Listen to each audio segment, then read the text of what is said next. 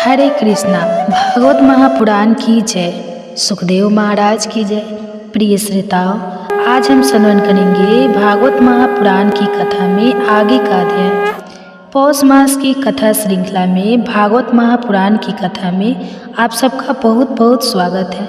भगवान श्री हरि की यह दिव्य कथा है मनुष्य को हर प्रकार की सुख, समृद्धि, ऐश्वर्य, शांति और आध्यात्मिक जीवन में प्रगति का अवसर प्रदान करती है। और इसलिए इस पवित्र पौष मास में हम श्रवण कर रहे हैं भागवत महापुराण की कथा, जो शास्त्रों से ली गई प्रमाणभूत पौराणिक कथाओं का है। तो चलिए हमारे इसी पौष भागवत महापुराण की कथा में आगे बढ़ते हैं और आज के अध्याय का आरंभ करते हैं। भगवान श्री विष्णु ने कहा, हे राजेंद्र, शकुला के मन में केवल पति का ही ध्यान था, पति की ही कामना थी। उसके अस्तित्व का प्रभाव देखकर देवराज इंद्र ने भी पूर्णतया अपने मन में विचार किया, मैं इसके अविचलन धैर्य को नष्ट कर दूंगा। ऐसा निश्चय करके उन्होंने तुरंत ही कामदेव का स्मरण किया। महाबली कामदेव अपनी प्रिया रति के साथ वहां आ पहुँचे और हाथ जोड़कर इंद्र से कहने लगे, हे नाथ, इस समय किस लिए आपने मुझे याद किया? आज्ञा दीजिए, मैं अवश्य ही उसका पालन करूँगा। कामदेव को अपने समक्ष देखकर इंद्रदेव ने कहा, हे कामदेव, यह जो पतिव्रते में तत्पर रहने वाली महाभागा शकुला है, वह परम पुण्यवती और मंगलमय है। मैं इसे अपनी ओर आकर्षित करना चाहता हूँ। यह सुनकर कामदेव ने कहा, हे सहस्त्रलोचन, मैं आपकी इच्छा पूर्ति के लिए आपकी सहायता अवश्य करूँगा। हे देवराज, मैं देवताओं, मुनियों और बड़े बड़े ऋषि सौरों को भी जीतने की शक्ति रखता हूँ। फिर एक साधारण कामिनी को, जिसके शरीर में कोई बल भी नहीं होता, उसे जीतना कौन सी बड़ी बात है। मैं कामनियों के विभिन्न अंगों में निवास करता हूँ। नारी मेरा घर है, उसके भीतर मैं सदा मौजूद रहता हूँ। इसलिए भाई, पिता, स्वजन, संबंधी, बंधु बांधव कोई भी क्यों ना हो, यदि उसमें रूप और गुण है तो वह उसे देखकर मेरे बाणों से घायल हो ही जाती है। उसका चित्त चंचल हो जाता है और परिणाम की चिंता नहीं करती। इसलिए हे देवेश्वर, मैं शकुला के सतीत्व को अवश्य नष्ट कर दूंगा। यह सुनकर देवराज इंद्र ने कहा, हे मनोभाव, मैं रूपवान, गुणवान और धनी बनकर कौतूहल वंश इस नारी को धैर्य से विचलित करूँगा और धर्म से भी। कामदेव से इस प्रकार कहकर देवराज इंद्र उस स्थान पर गए जहाँ क्रूक वैश्य की प्रिय पत्नी शुक्ला देवी निवास करती थी। वहाँ जाकर वे अपने हाव भाव, रूप और गुण आदि का प्रदर्शन करने लगे। रूप और संपत्ति से युक्त होने पर भी उस पराये पुरुष पर शकुला ने दृष्टि नहीं डाली, लेकिन वह जहाँ जहाँ जाती वहाँ वहाँ पहुँचकर इंद्र उसे निहारते रहते। इस प्रकार सहस्त्र नेत्रधारी इंद्र अपने संपूर्ण भावों से उसकी ओर देखते रहते। इंद्र ने उसके पास अपनी दूती भेजा। वह मुस्कुराती हुई गई और मन ही मन शुक्ला की प्रशंसा करती हुई बोली, अहो, इस नारी में कितना सत्य, कितना धैर्य, कितना तेज और कितना क्षमा भाव है। संसार में इसके रूप की समानता करने वाली और कोई सुंदरी नहीं है। इसके बाद उसने शकुला के पास जाकर पूछा, हे कल्याणी, तुम कौन हो, किसकी पत्नी हो? जिस पुरुष को तुम जैसी गुणवती भार्या प्राप्त है, वह इस पृथ्वी पर पुण्य का भागी है। दति की बात सुनकर मनसवी शुक्ला ने कहा, हे देवी, मेरे पति वैश्य जाति में उत्पन्न धर्मात्मा और सत्य प्रेमी हैं। उन्हें लोग कृकल कहते हैं। मेरे स्वामी की बुद्धि उत्तम है, उनका चित्त सदैव धर्म में लगा रहता है। वे इस समय तीर्थ यात्रा के लिए गए हैं। उन्हें गए हुए आज 9 वर्ष हो गए। अतः उन महात्मा के बिना मैं दुखी हूँ और यही मेरा हाल है। अब बताओ, तुम कौन हो जो मुझसे मेरा हाल पूछ रही हो? शुक्ला का यह कथन सुनकर दूती ने कहा, हे सुंदरी, तुम्हारे स्वामी बड़े निर्दय हैं जो तुम्हें अकेले छोड़कर चले गए। वे अपनी प्रिय पत्नी के घातक जान पड़ते हैं। अब उन्हें लेकर क्या करोगी? जो तुम जैसे साध्वी और सदाचार परायण पत्नी को छोड़कर चले गए। वे पापी नहीं तो क्या है? हे बोलो, अब तो वे चले गए, अब उनसे तुम्हारा क्या नाता? कौन जाने वे वहाँ जीवित भी है या मर गए। जीते भी हो तो उनसे तुम्हें क्या लेना? तुम व्यर्थ ही इतना खेद कर रही हो। इस सोने जैसे शरीर को क्यों नष्ट कर रही हो? मनुष्य बचपन में खेल कूद के सिवा और किसी सुख का अनुभव नहीं करता। इसलिए हे सुंदरी, जब तक युवानी है तब तक संसार के संपूर्ण सुख और भोगों को भोग लो। यहाँ देखो, यह एक पुरुष आए हैं जो बड़े सुंदर, गुणगान, स्वर्ग धनी और पुरुषों में श्रेष्ठ है। तुम्हारे ऊपर इनका बड़ा प्रेम है। ये सदा तुम्हारे हित साधन के लिए प्रयत्नशील रहते हैं। इनके शरीर में कभी बुढ़ापा नहीं आता। वे स्वयं तो सिद्ध हैं ही, लेकिन दूसरों को भी उत्तम सिद्धि प्रदान करने वाले हैं। यह सुनकर शकुला ने कहा, हे दूती, यह शरीर मल मूत्र का खजाना है, अपवित्र है, सदैव क्षय होता रहता है। यह पानी के बुलबुले के समान क्षण भंगुर है। फिर इसके रूप का क्या वर्णन कर रही हो? 50 वर्ष की अवस्था तक ही यह देह दृढ़ रहती है, उसके बाद प्रतिदिन क्षीण होती जाती है। जरा बताओ तो, मेरे इस शरीर में ही तुमने ऐसी क्या विशेषता देखी जो अन्यत्र नहीं है? उस पुरुष के शरीर से मेरे शरीर में कोई भी वस्तु अधिक नहीं है। जैसे तुम, जैसा वो पुरुष, वैसे ही मैं, इसमें तनिक भी संदेह नहीं है। ऊंचे उठने का परिणाम पतन ही आता है। ये बड़े बड़े वृक्ष और पर्वत काल से पीड़ित होकर एक दिन नष्ट हो जाते हैं। यही दशा संपूर्ण भूतों की होती है। घरों का नाश होने से जैसे सब जल मिलकर एक हो जाता है, उसी प्रकार आत्मा का भी एकता समझो। त्रिविध शरीर का नाश होने पर पंचकोश के संबंध से 5 प्रकार का प्रतीत होने वाला आत्मा एक रूप हो जाता है। काम की खुजलाहट सब प्राणियों को होती है। उस समय स्त्री और पुरुष दोनों की इंद्रियों में उत्तेजना होती है। इससे क्षण भर के लिए सुख मिलता है और फिर वैसी ही दशा हो जाती है। सर्वत्र यही बात देखी जाती है और इसलिए अब तुम चुपचाप अपने स्थान को लौट जाओ। तुम्हारे प्रस्तावित कार्य में कोई नवीनता नहीं है। कम से कम मेरे लिए तो इसमें कोई अपूर्व बात है ही नहीं।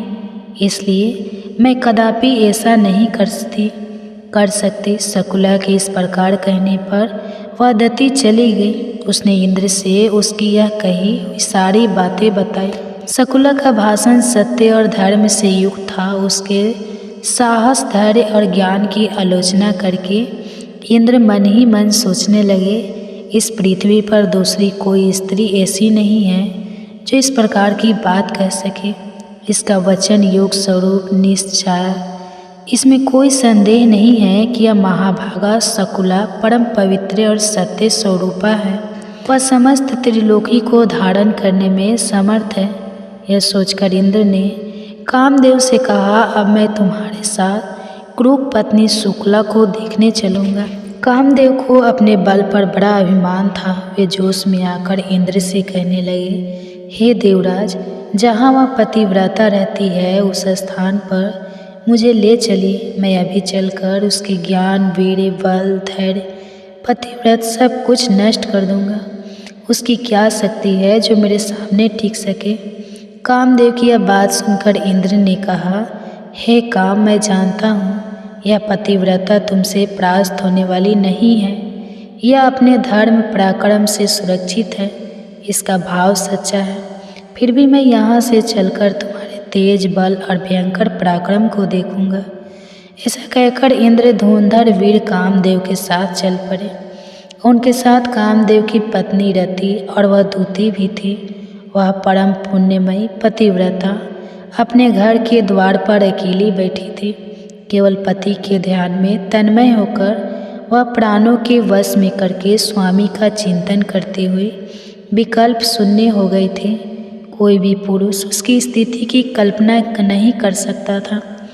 उस समय इंद्र अनुपम तेज और सौंदर्य से युक्त विलास और हाव भाव से सुशोभित अत्यंत सुंदर रूप धारण करके उसके सामने प्रकट हुए। उत्तम विलास और काम भाव से युक्त उस महापुरुष को देखकर भी कुकड़ी की पत्नी ने उसके रूप, गुण और तेज का तनिक भी सम्मान नहीं किया। जैसे कमल के पत्ते पर छोड़ा हुआ जल उस पत्ते की छोड़कर दूर चला जाता है, उस पर ठहरता नहीं, उसी प्रकार वो सती भी उस पुरुष की ओर आकृष्ट नहीं हुई। वो घर के अंदर चली गई और अपने पति में ही अनुरक्त होकर उन्हीं का चिंतन करने लगी। देवराज इंद्र शकुला के शुद्ध भाव को समझ गए और अपने सामने खड़े कामदेव से कहने लगे, इस सती ने सत्य रूप पति के ध्यान का कवच धारण किया है।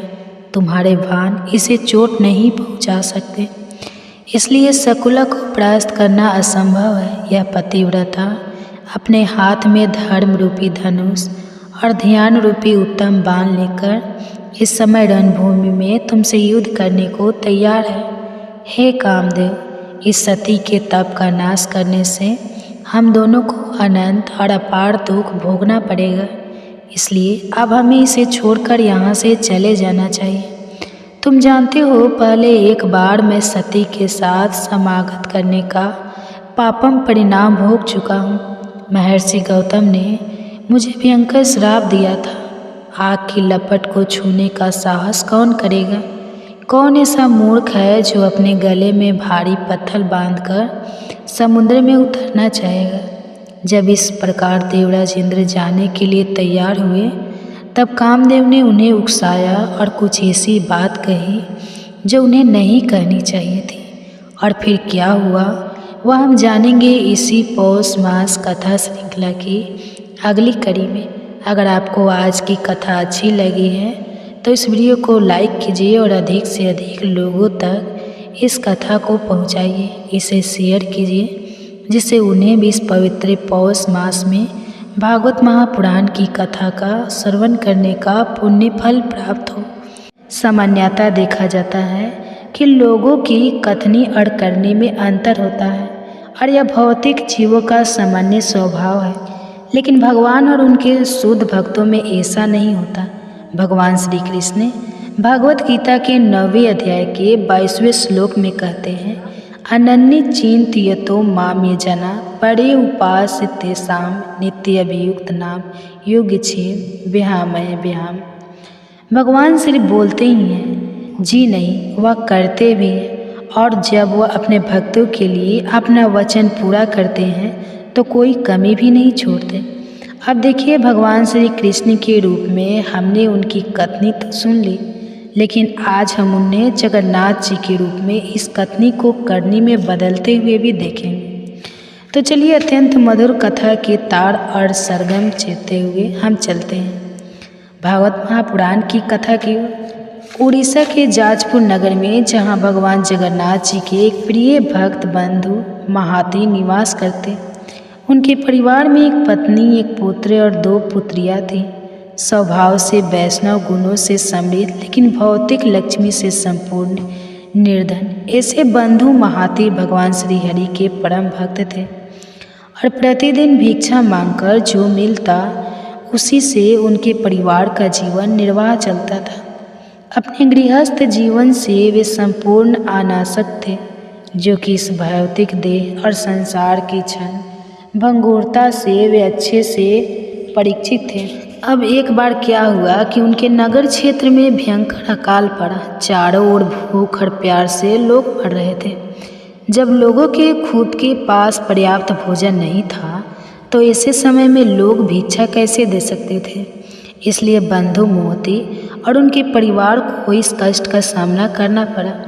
जब उनकी पत्नी ने देखा कि उनके बच्चे या भूख के कारण मृत्यु शैया पर लेटे चुके हैं तो उनसे यह सहन नहीं हुआ और उन्होंने अपने पति बंधु मोहती से कहा, हे स्वामी, क्या आपके ऐसे कोई रिश्तेदार या सगे संबंधी नहीं है जो हमें इस महामारी के समय में सहायता प्रदान करें? क्यों ना हम इस स्थान को छोड़कर आपके किसी रिश्तेदार के घर चले जाएं, जिससे हमारे बच्चों के संकट में पड़े हुए प्राण की रक्षा हो सके। पत्नी की आर्द्र प्रार्थना सुनकर बंधु मोहंती ने कहा, मेरा कोई रिश्तेदार तो नहीं है, परंतु मेरा एक परम मित्र अवश्य है। वह इस संसार में सर्वश्रेष्ठ है और उसके समान कोई नहीं, लेकिन वो यहाँ से बहुत दूर श्री क्षेत्रपुरी धाम में रहता है। अगर किसी तरह हम उस तक पहुँच गए तो हमारी सभी समस्याओं का समाधान हो जाएगा। बंधु मोहती की बात सुनकर पत्नी ने हर्षित होते हुए कहा, अच्छा, फिर प्रतीक्षा किस बात की? चलिए मैं एक बच्चे को उठा लेती हूँ और आप दूसरे को उठा लीजिए, और बिना किसी विलंब और अब हम निकलते हैं। पत्नी की बात सुनकर प्रसन्न हुए बंधु मोहती ने सोचा, चलो इसी बहाने मुझे मेरे प्रभु श्री जगन्नाथ, बलदेव और सुभद्रा जी के दर्शन हो जाएंगे। और बस फिर क्या था, बंधु मोहती अपनी पत्नी और बच्चों के साथ निकल पड़े अपने परम मित्र के घर जाने के लिए, यानी श्री क्षेत्रपुरी धाम के लिए। 4 दिन की कठोर यात्रा के बाद वे सभी जगन्नाथ मंदिर के द्वार पर जा पहुँचे। उस समय हजारों लोगों की भीड़ वहां दर्शन के लिए एकत्रित हुई थी, इसलिए सुरक्षा प्रबंध मजबूत था। अब ऐसे समय में मंदिर में जाने का अवसर उन्हें नहीं मिल पाया, इसलिए उन्होंने बाहर से ही पतित पावन जगन्नाथ जी के दर्शन किए और पेजा नाला के निकट स्थित दक्षिण द्वार पर चले गए। यह वही स्थान है जहां मंदिर की रसोई में तैयार किए गए चावलों का मान एकत्रित होता है और पेजा के नाम से प्रसिद्ध इस प्रभावी को गाय पीती है। बंधु मोहती ने अपने परिवार वालों से कहा, आज मेरे मित्र के घर में बहुत से अतिथि आए हुए हैं, इसलिए चौकीदार केवल विशेष अतिथि को ही अंदर जाने दे रहे हैं। इसलिए हम सब ऐसा करते हैं कि आज रात इस स्थान पर हम सब इस जगन्नाथ मंदिर की रसोई से निकलने वाले पेजा द्रव्य को पीकर इस स्थान पर रात्रि में विश्राम कर लेते हैं, और फिर जब सुबह हो जाएगी तो हम मेरे मित्र के घर पर चलेंगे। उनकी पत्नी और बच्चों ने उनकी बात मान ली। उन्होंने वहाँ से एक टूटा हुआ कुल्हड़ ढूंढा और मन भरकर चावल का मान पिया और वहीं पर सो गए। उस रात बंधु मोती ने जगन्नाथ जी से प्रार्थना करते हुए कहा, हे जगत के नाथ, आप इस सृष्टि में सभी को पालनहार हैं, क्या हम आपकी सृष्टि से भिन्न हैं? हे प्रभु, हम यहाँ भोजन की कमी के कारण भूख से मर रहे हैं, कृपा हमारी रक्षा करें प्रभु, अन्यथा हम इस शरीर का त्याग कर देंगे। इस प्रकार भगवान का स्मरण करते हुए बंधु मोहंती को नींद आ गई। कुछ समय बाद सभी पुजारी भगवान की संध्याकालीन सेवा पूजा करके अपने अपने घर चले गए, लेकिन हमारे जगन्नाथ जी को नींद कैसे आ सकती थी? और कारण स्पष्ट था। उनका एक परम भक्त अपने परिवार के साथ उनके मंदिर के द्वार पर भूखा सो जा रहा था। भगवान ने सोचा, मेरा मित्र इतनी दूर से यह सोचकर मेरे पास आया था कि मैं ही एकमात्र उसका मित्र हूँ, ऐसे में मैं उसे इस स्थिति में कैसे देख सकता हूँ? नहीं, यह नहीं हो सकता। यह सोचकर जगत के नाथ भगवान जगन्नाथ तो चल पड़े भंडार गृह में। वहाँ जाकर उन्होंने स्वर्ण का एक थाल उठाया, उसमें सारे पकवान भरे और चल पड़े दक्षिण के द्वार की ओर। वहाँ जाकर उन्होंने आवाज़ लगाई, अरे बंधु मोहती, ओ बंधु मोहती। जब बंधु मोहती ने आवाज़ सुनी तो उन्होंने सोचा, यह तो मेरा नाम कोई पुकार रहा है। अरे नहीं, यह मुझे कौन जानता जो मुझे बुलाएगा? शायद मेरे नाम का कोई और व्यक्ति होगा, उसे बुला रहा होगा।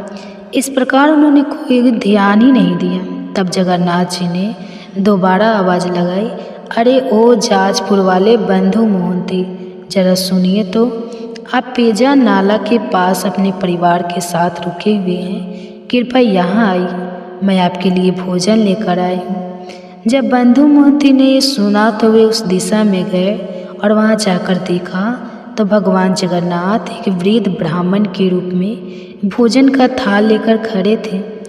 भोजन का थाल देते हुए भगवान ने कहा, कृपया इसका स्वीकार करें और अपने परिवारजनों को भोजन करवाएं। कल प्रातः होते ही मैं आपके लिए सभी व्यवस्था कर दूंगा। बंधु मोहंती जी ने अत्यंत प्रसन्नतापूर्वक भोजन लिया और अपने परिवार वालों को जगाया और सभी ने भरपेट भोजन प्रसाद ग्रहण किया। उसके बाद बंधु मोहंती स्वर्ण का थाल वापस देने के लिए दक्षिण द्वार पर गए, लेकिन वहाँ कोई वृद्ध ब्राह्मण नहीं थे। बंधु मोहंती ने सोचा प्रातः काल होगा और जब सभी पुजारी आएंगे तो उन्हें लौटा दूंगा। यह सोचकर उन्होंने उस थाली को कपड़े में लपेट के रख दिया। अगले दिन प्रातः जब सभी पुजारी भंडार गृह में आए और देखा तो वहाँ से एक सोने का थाल गायब था। स्वर्ण थाली के चुराए जाने की सूचना प्रबंधन समिति को दी गई। अचानक किसी ने दक्षिण द्वार पर देखा तो ये स्वर्ण थाली कपड़े के अंदर चमक रही थी। वहां आकर देखा तो यह तो बंधु मोहंती के पास पड़ी थी। यह देखकर राजा के सैनिकों को लगा कि बंधु मोहंती ने इस थाली को चुराया है, इसलिए उन्हें बंदी बनाकर निर्दयता से पीटा गया और कारागृह में डाल दिया। बंधु मोहंती और उनकी पत्नी ने राजा के सैनिकों को बहुत समझाया कि इस प्रकार एक वृद्ध ब्राह्मण ने उन्हें भोजन दिया था और वे सुबह उसे लौटाने ही वाले थे, लेकिन किसी ने उनकी एक ना सुनी। अब बंधु मोहंती कारागृह में बंद थे और उन्होंने फिर से एक बार अपने परम मित्र भगवान जगन्नाथ जी को पुकारा, हे गोविंद, हे गोपाल, हे दयानिधान, हे प्रभु, मैं तो अधम तप प्राणी हूँ। मेरे जैसा कोई पापी नहीं है और आप जैसा कोई दयालु नहीं, इसलिए आपको मेरे लिए जो भी उचित लगे वही करें। मैं आपकी शरण में हूँ प्रभु, मैं आपकी शरण में हूँ। अपने भक्त की प्रार्थना सुनकर भगवान से सहन नहीं हुआ और वे रात्रि होते ही वे तो निकल पड़े राजा के महल में। राजा के स्वप्न में जाकर उन्होंने राजा को डांटते हुए कहा, हे राजा, ध्यानपूर्वक सुनो। क्या तुम्हारे घर पर जब कोई अतिथि आता है तो क्या तुम उन्हें भूखा सुलाते हो? क्या तुम्हारे महल में कोई ऐसा प्राणी है जो भोजन किए बिना सोता है? मेरा परम मित्र अपने परिवार के साथ मेरे आश्रित होकर मेरे पास आया और अगर उसके लिए मैंने भोजन की व्यवस्था की तो मैंने तुम्हारी कौन सी संपत्ति लूट ली? बताना जरा। तुम्हारे सैनिकों ने उसे चोर समझकर बंदी बना लिया और उसे घोर कष्ट दे रहे हैं। मैं तुम्हें आज्ञा देता हूँ, इसी क्षण जाओ, मेरे उस परम भक्त को मुक्त करो, उसके चरण शुद्ध जल से पखार, उसे सुंदर आभूषण भेंट प्रदान करो, उसे पगड़ी बांधो और आजीवन उसके भोजन और रहने की व्यवस्था मेरे ही प्रकार राजसी रीति से करो। यदि तुमने ऐसा नहीं किया तो तुम्हारे कुल के साथ तुम्हारा संपूर्ण विनाश हो जाएगा। इतना कहकर भगवान वहाँ से अदृश्य हो गए। राजा की नींद खुल गई और उसी क्षण उसने बंदी गृह में जाकर बंधु मोहंती को मुक्त किया, उनका अभिषेक किया, उन्हें सुंदर आभूषण वस्त्र प्रदान किया, उन्हें पगड़ी बांधी और क्षमा मांगते हुए कहा, आपके दर्शन करके मैं धन्य हो गया।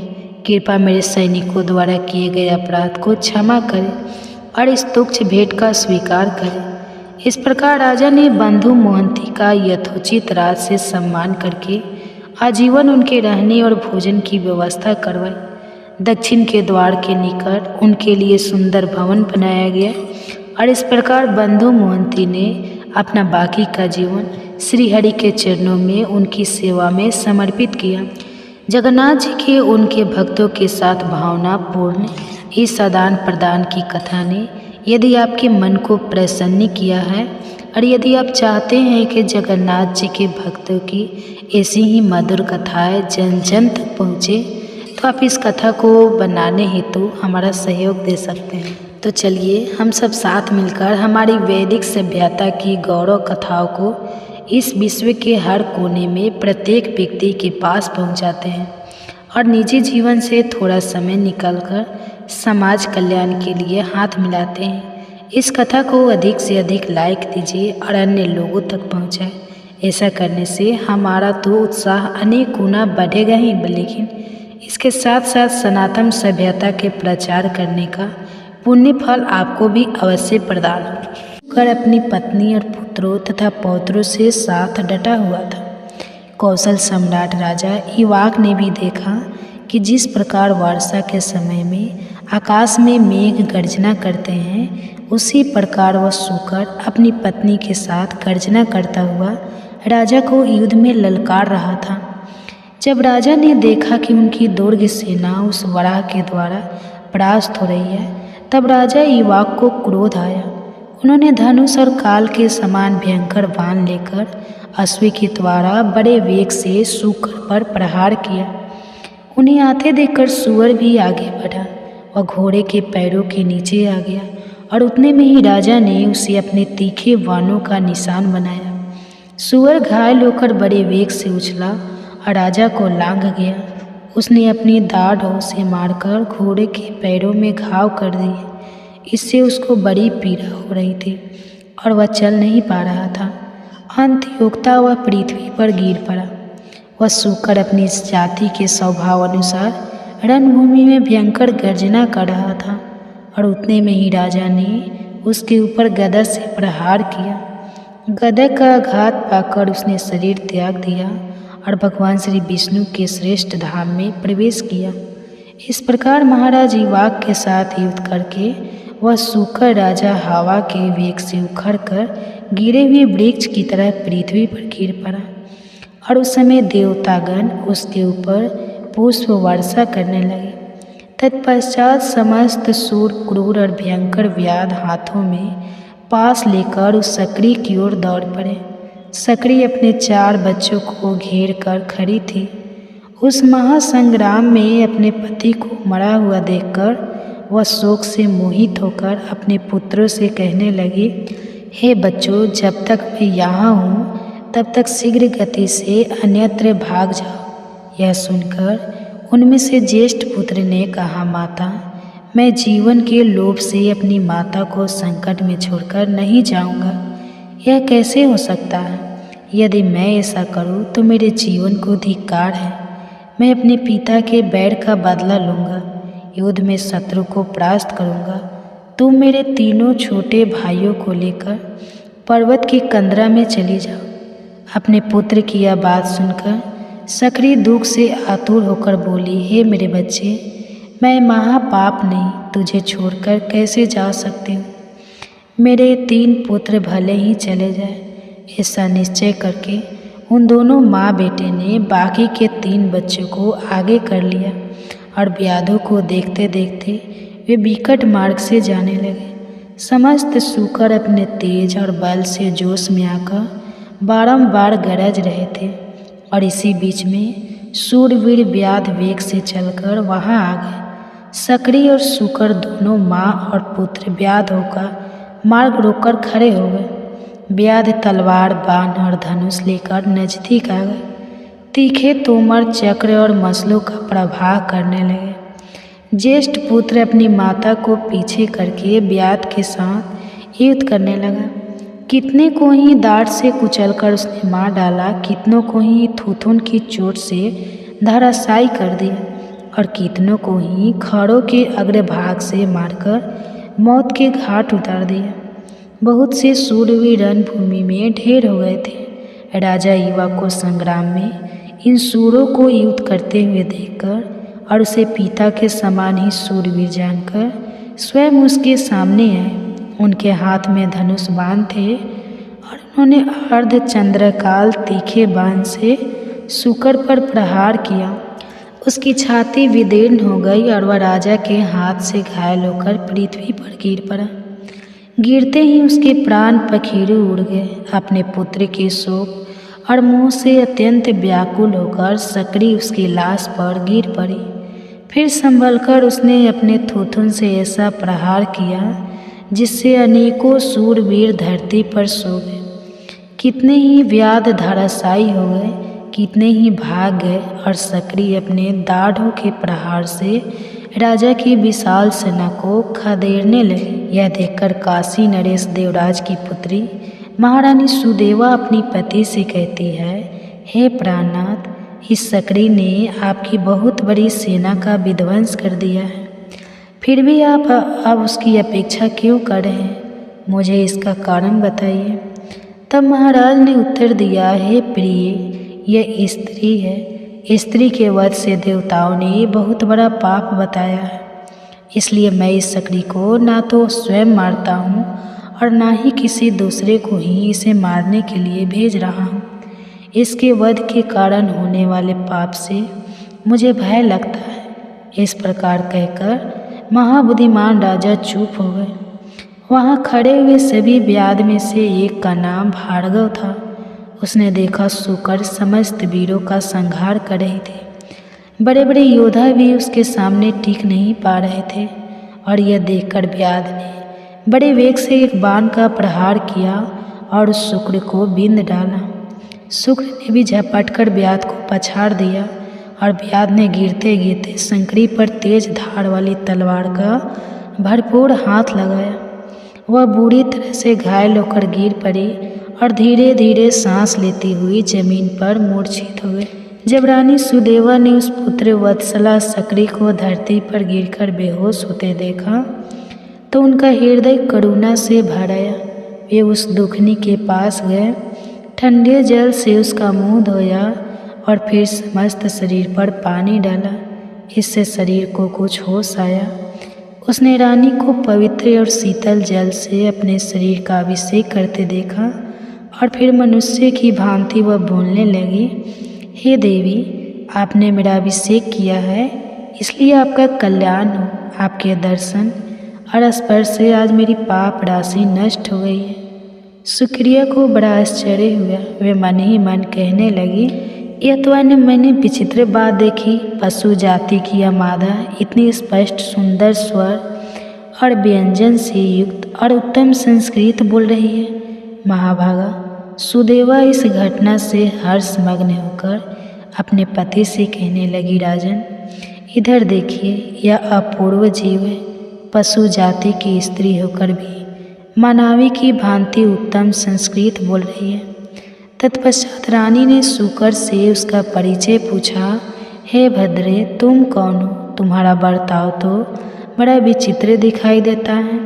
तुम पशु योनि की स्त्री होकर भी मनुष्यों की तरह बोलती हो। अपने और अपने स्वामी की पूर्व जन्म का वृतांत सुना। तब शंकरी ने कहा, हे देवी, मेरे पति पूर्व जन्म में संगीत कुशल गंधर्व थे। उनका नाम रंगबिंदाधर था। यह सब शास्त्रों के मर्मज्ञ थे और एक समय महातेजस्वी मुनि श्रेष्ठ पुल सत्य जी ने मनोहर कंदराओं और झरों से सुशोभित गिरिवर मेरु पर निष्कपट भाव से तपस्या कर रहे थे। मेरे पति रंगबिंदाधर अपनी इच्छा के अनुसार उस स्थान पर गए और एक वृक्ष की छाया में बैठकर गायन का अभ्यास करने लगे। उनका मधुर संगीत सुनकर मुनि का चित्त ध्यान से विचलित हो गया। वे गायक के पास जाकर कहने लगे, विद्वे, तुम्हारे गीत के उत्तम स्वर, ताल, लय और मूर्छना युक्त भाव से मेरा मन ध्यान से विचलित हो गया है। जब मन निश्चल होता है तभी समस्त विद्याओं प्राणियों को सिद्धि प्रदान करती हैं। मन एकाग्र होने पर ही तप और मंत्रों को सिद्धि होती है। इंद्रियों का यह मकान समुदाय, अधम और चंचल है। यह मन को ध्यान से हटाकर सदा विषय की ओर ले जाता है। इसलिए जहाँ शब्द रूप युवती स्त्री का अभाव होता है, वहीं मुनिलो लोग अपने तप की सिद्धि के लिए जाते हैं। तुम्हारे इस संगीत से मेरे ध्यान में बाधा आई है, इसलिए मेरा अनुरोध है कि तुम इस स्थान को छोड़कर कहीं और चले जाओ, अन्यथा मुझे ही यह स्थान छोड़कर दूसरी जगह जाना पड़ेगा। यह सुनकर रंगबिंदाधर ने कहा, हे महामते, जिस महात्मा ने इंद्रियों के समुदाय उसके बल को जीत लिया है, उसी को तपस्वी, योगी, धीर और साधक कहते हैं। आप जितेंद्रिय नहीं लग रहे हैं और इसलिए तेज से हीन हैं। हे ब्राह्मण, यह वंश सबके लिए साधारण है। इस पर सबका समान अधिकार है। जैसे इसके ऊपर देवताओं और संपूर्ण जीवों का सब सत है, उसी प्रकार मेरा और आपका भी है। ऐसी दशा में मैं इस उत्तम वन को छोड़कर क्यों चला जाऊँ? आप चाहे रह जाए या फिर जाए, मुझे उसकी कोई परवाह नहीं। अब ब्राह्मण ऋषि पुल सत्य जी धर्मात्मा है, इसलिए वे क्षमा करके स्वयं ही उस स्थान को छोड़कर अन्यत्र चले गए और योग आसन से बैठकर तपस्या करने लगे। उनके चले जाने पर दीर्घ काल के बाद उस गंधर्व को पुनः उनका स्मरण आया। वह सोचने लगा कि मुनि मेरे ही भय से भाग गए थे, जरा देखूँ तो कहाँ गए और क्या कर रहे हैं, कहाँ रहते हैं।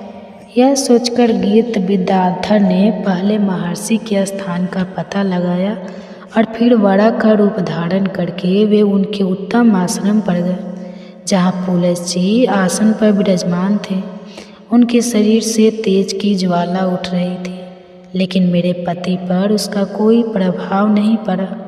वे कुछ चेष्टापूर्वक थूथन के अग्रभाग से उन नियमसल ब्राह्मण का तीर्थ संस्कार करने लगे, यहाँ तक कि उनके आगे जाकर उन्होंने मल मूत्र का भी त्याग लिया।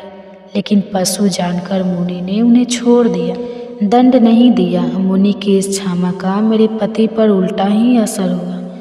उनकी उद्दंडता और बढ़ गई और एक दिन शुकर के रूप में वे फिर वहाँ गए और बार बार अट्टहास्य करने लगे। कभी रोते और कभी मधुर स्वर से गीत गाने लगे। अब सुअर की चेष्टा छिपी ना। देखकर मुनि समझ गए कि हो ना हो वह वही निमन कोटि का गंधर्व है और मुझे ध्यान से विचलित करने की चेष्टा कर रहा है। और फिर उन्हें अत्यंत क्रोध आया। वे श्राप देते हुए कहने लगे, हे महापाप, तो शुकर का रूप धारण करके मुझे इस प्रकार विचलित कर रहा है, इसलिए अब सुगर की योनि में ही तू जा। हे देवी, यही मेरे पति के सुगर योनि में पड़ने का वृतांत है। अब मैं आपको अपने पूर्व जन्म के विषय में बताती हूँ, वो भी आप सुनिए। इतना कहकर उस सकरी ने महारानी सुदेवा को अपने पूर्व जन्म का वृतांत कह सुनाया। और वह क्या था वह हम सुनेंगे हमारे इसी पौष मास महापुराण की कथा की अगली कड़ी में। उसे सुनने के लिए अगर आप पहली बार इस चैनल पर आए हैं और अभी तक नहीं सब्सक्राइब किया है तो आपकी अपने चैनल वंदना काव्या को सब्सक्राइब करके रख लीजिए, नोटिफिकेशन ऑन रखिए ताकि आप वीडियो पूरा देख पाए। पौष मास में भागवत महापुराण की कथा, इस विशेष कथा श्रृंखला आज की इस पौष मास विशेष कथा में आप सबका स्वागत है। तो चलिए आरंभ करते हैं आज की कथा। सुखला की सखियों ने पूछा, हे महाभागे, यह रानी सुदेवा कौन थी? उनका आचार विचार कैसा था?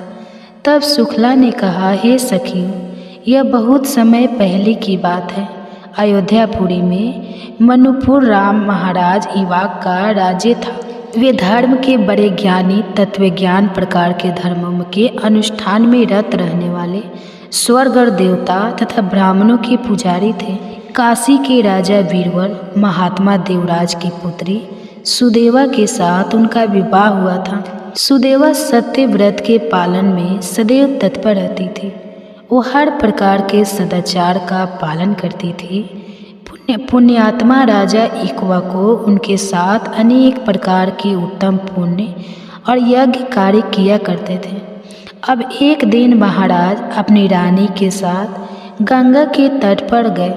वहाँ पर एक सुंदर वन था और वहाँ पर शिकार खेलने लगे। उन्होंने बहुत से सिंह और सूअर को मारा। जब वे इस प्रकार शिकार कर रहे थे उस समय उनके सामने एक बहुत बड़ा सूगर आया। उसके साथ झुंड के झुंड और भी सूअर थे। वे सब अपने पुत्र और पुत्रों से घिरे हुए थे। उसकी प्रियतमा पत्नी शंकरी भी थी। और उस समय सूअर ने राजा को देखकर अपने पुत्रों और पत्रों तथा पत्नियों से कहा, हे प्रिय कौशल, देश के वीर सम्राट महातेजस्वी राजा ईवा को यहाँ शिकार खेलने आए हैं। उनके साथ बहुत सारे श्वान और व्याध भी हैं। इसमें संदेह नहीं है कि यह मुझ पर भी प्रहार करेंगे। वे बड़े पुण्यात्मा, वे राजाओं के भी राजा और समस्त विश्व के अधिपति हैं। मैं इस महात्मा राजा के साथ पुरुषार्थ और पराक्रम दिखाता हूँ। युद्ध करूँगा। यदि मैंने अपने तेज से इन्हें जीत लिया तो पृथ्वी पर अनुपम कृति भोग, और यदि बीरबल महाराज के हाथ से मैं युद्ध में पराजित हो गया तो भगवान श्री विष्णु के लोक में जाऊँगा। न जाने पूर्व जन्म में मैंने कौन से पाप किए होंगे जिससे मुझे यह सूअर की योनि मिली है। आज मैं महाराज के अत्यंत भयंकर तेज धार वाले सैकड़ों वानों की जलधारा से अपने पूर्व संचित घोर पातक को धो डालूंगा। इसलिए तुम मेरा मोह छोड़ देना और इन पुत्रों पौत्र और श्रेष्ठ कन्या को बाल वृद्धि सहित संपूर्ण परिवार के साथ लेकर पर्वत की कंद्र में चले जाना। इस समय मेरे स्नेह का त्याग करके तुम इन बालकों की रक्षा करो। सुअर की बात सुनकर उसकी पत्नी सुकन्या निर्भल होकर यहाँ कोमल फूल फलों का आहार करते हैं। हे महाभगवदम, पर्वतों पर, गुफाओं में और यहाँ भी जो यह सिंह और मनुष्य के तीव्र भय की परवाह नहीं करते, उसके कारण आपका तेज ही है जिससे वे सुरक्षित रहते हैं। आपके द्वारा हमें त्याग देने पर मेरे सभी बच्चे दीन असहाय अचेत हो जाएंगे। आपसे दूर रहने में मेरी शोभा नहीं है। उत्तम सोने के बने हुए दिव्य आभूषणों, रत्नम उपकरणों, सुंदर वस्त्रों से विभूषित होकर माता पिता, भाई, सास, ससुर, अन्य संबंधियों से आदर पाकर भी अगर कोई स्त्री पति के विहीन होती है तो शोभा नहीं पाती है। जिस प्रकार आचार के बिना मनुष्य, ज्ञान के बिना सन्यासी, गुप्त मंत्रणा के बिना राज्य की शोभा नहीं होती, उसी प्रकार आपके बिना हम सबकी कोई शोभा नहीं हो सकती। हे प्राणेश, आपके बिना मैं अपने प्राण नहीं रख सकती। आपके साथ यदि मुझे नरक में भी निवास करना पड़े तो उसे मैं सहर्ष स्वीकार करूँगी। हम दोनों ही अपने पुत्र और पत्रों के साथ किसी पर्वत की दुर्गम कंद्र में घुस जाए, वही अच्छा है। आप जीवन की आशा छोड़कर मरने के लिए जा रहे हैं, भला इसमें क्या लाभ दिखाई दे रहा है? अपनी पत्नी की यह वचन सुनकर उस सुगर ने कहा, हे प्रिय, तुम वीरों के उत्तम धर्म को नहीं जानते। सुनो, मैं इस समय तुम्हें वो बताता हूँ। अगर योद्धा शत्रु के प्रार्थना करने पर या ललकारने पर भी काम, लोभ, भय अथवा मोह के कारण उस युद्ध का अवसर नहीं प्राप्त करता तो वह 1000 युगों तक कुंभी पार्क नामक नरक में निवास करता है। वीर पुरुष युद्ध में शत्रु का सामना करके यदि उसे जीत लेता है तो यश और कीर्ति का उपभोग करता है, और अगर निर्भयता पूर्वक लड़ता हुआ वह स्वयं ही मारा जाता है तो वीर लोक को प्राप्त कर दिव्य भोगों का उपभोग करता है। हे प्रिय, 200,000 वर्षों तक वह इस सुख का अनुभव करता है। मुनुपु राजा एक्वा को यहाँ आए हुए हैं जो स्वयं बड़े वीर हैं। वे मुझसे युद्ध चाहे तो मुझे अवश्य ही उनके साथ युद्ध करने का अवसर देना चाहिए। महाराज, युद्ध के अतिथि होकर आए हैं और अतिथि सनातन श्री विष्णु का स्वरूप होता है, इसलिए युद्ध रूप से इनका सत्कार करना मेरा आवश्यक कर्तव्य है। यह सुनकर उसकी पत्नी सकरी ने कहा, हे प्राणनाथ, यदि आप महात्मा राजा को युद्ध का अवसर प्रदान करेंगे तो मैं भी आपके साथ रहकर आपका पराक्रम देखूंगी। इस प्रकार कहकर सुगर ने तुरंत अपने प्रिय पुत्रों को बुलाया और कहा, हे बच्चों, मेरी बात ध्यान से सुनो। युद्ध भूमि में सनातन विष्णु रूप अतिथि पधारे हैं। उनके सत्कार के लिए मेरे पति जाएंगे और इनके साथ मुझे भी वहां जाना चाहिए। आप सबकी रक्षा करने वाले प्राणनाथ जब तक यहाँ उपस्थित है तभी तक तुम दूर के पर्वत के किसी दुर्गम गुफा में चले जाओ। मुनुपु राजा युवाक बड़े बलवान और दूरदमनी राजा है। यह हम सबके लिए काल स्वरूप है, सबका संहार करेंगे और इसलिए तुम दूर दूर चले जाओ। अपनी माता के ऐसे वचन सुनकर पुत्रों ने कहा, जो माता पिता को संकट में छोड़कर चले जाते हैं वह पाप आत्मा है, उसे महारौद्र और अत्यंत घोर नरक में जाना पड़ता है। जो निर्दयी अपनी माता के पवित्र दूध को पीकर प्रीपट से निश्चय करके सुगर, उसकी पत्नी और उसके सभी पुत्र बांधव सहित परिवार एक मोर्चा बनाकर खड़े हो गए। वे सभी बल और तेज से संपन्न थे। अब उधर अयोध्या के महाराजा मुनु कुमार युवा को अपनी सुंदर पत्नी और चतुरंगी ने सेना के साथ शिकार के लिए चले। उनके आगे आगे व्याध थे, श्वान और तेज चलने वाले वीर योद्धा थे। वे सभी लोग उस स्थान के समीप गए जहाँ बलवान सुगर अपनी पत्नी के साथ उपस्थित था। छोटे बड़े बहुत से सूगर सभी ओर से उसकी रक्षा कर रहे थे। गंगा के किनारे मेरू पर्वत की तराई में पहुंचकर महाराज युवकों ने व्याध से कहा, बड़े बड़े वीर योद्धाओं को सूगर का सामना करने के लिए भेजो। इस प्रकार महाराज की आज्ञा से भेजे हुए बलवान, तेजस्वी और पराक्रमी योद्धा वायु के समान दौड़ पड़े और तुरंत सूगर के पास जा पहुँचे। वंचारी व्याध अपने तीखे बाणों और चमचमाते हुए अस्त्र शस्त्रों से वीरों का बाण बांधकर खड़े थे और उन सभी सुख को बिंद नहीं लगे। यह देखकर वह युद्धपति वराह अपने सैकड़ों पुत्र पौत्र बांधव के साथ शत्रुओं पर टूट पड़ा